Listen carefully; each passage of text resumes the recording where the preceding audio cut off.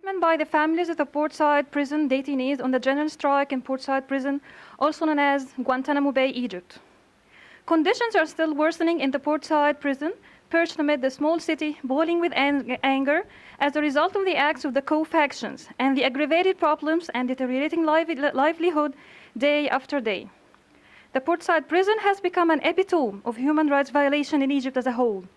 That is why it merited to be called Egypt's Guantanamo Bay, where Egyptians' humanity and dignity are constantly abused at the hands of callous, unjust prison management that lack all the meanings of righteousness.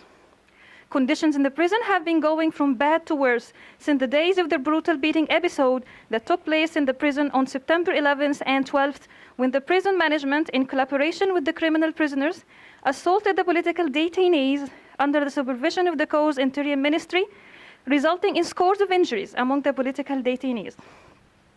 The honorable freedom seekers who reject a life of slavery now suffer from all the forms of mistreatment, injustice, oppression, and brutality. As a result, the political prisoners of Portside Prison declared that starting from October 12th, they have gone on a collective hunger strike, and they have abstained from receiving visitors in response to the harsh treatment of the prison management. And its head of investigation, called Karim Zohdi, who is exercising criminality among the defenseless captives. So, what goes on in the prison, in Portside Prison, aka Egypt's Guantanamo Bay? No clothing or blankets are allowed in the prison, which is dangerous for the health of the detainees at the beginning of the winter season. All the personal effects of the detainees, including clothes, blankets, and foods, have been confiscated. Their clothes have been torn and burned. Detainees have been prevented from going out to exercise in the sun, and skin infections started emerging among them. Repeated solitary confinement is incurred upon the political detainees. Detainees receive their visitors from behind wire fences in an overly crowded, narrow area. Children of the detainees break down when they are prevented from hugging and kissing their fathers. Detainees are beaten after the end of each visit they receive. Detainees' families are humiliated in the process of visiting. Their copies of the Holy Quran have even been stepped on in an outrageous sacrilege of the Word of God. Enough is enough.